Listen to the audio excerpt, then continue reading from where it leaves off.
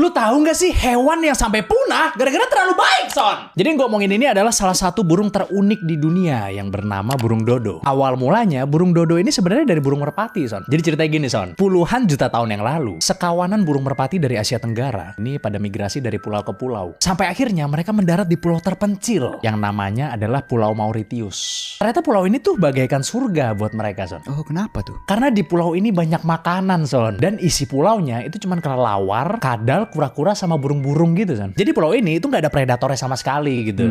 Karena sebegitu berkelimpahan dan amannya tinggal di pulau ini, para merpati itu sampai berevolusi, Son. Karena ya mereka udah nggak perlu kabur dari predator dan makanan di sini tuh gampang banget buat didapat gitu. Sehingga sayap mereka tuh jadi mengecil dan mereka jadi nggak bisa terbang lagi. Bahkan sarang mereka itu sampai dibikin di atas tanah gitu, Son. Saking nggak ada ancamannya di pulau itu gitu. Soalnya biasanya kan burung-burung kan kalau bikin sarang kan di atas pohon gitu-gitu kan.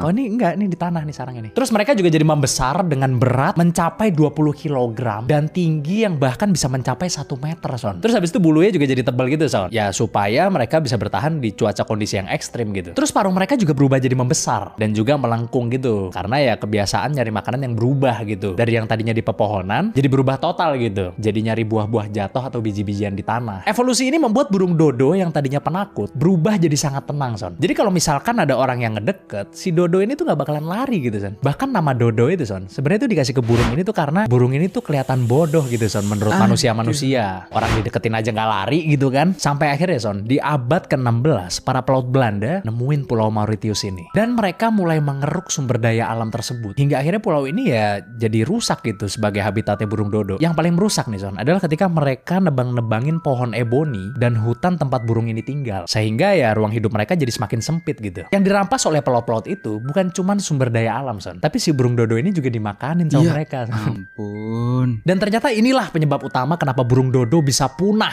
kurang dari 100 tahun sejak manusia pertama kali menemukan Pulau Mauritius, Son. Jadi babi dan monyet yang ikut di kapal dan kemudian turun di pulau ini itu mengganggu makanan si burung dodo. Terus yang parah ini, Son, anjing dan tikus yang kebawa maupun dibawa di kapal tersebut itu pada nyerang dan memangsa burung dodo, Son. Karena burung dodo itu nggak punya awareness gitu. Mereka nggak pernah diancam seumur hidupnya gitu.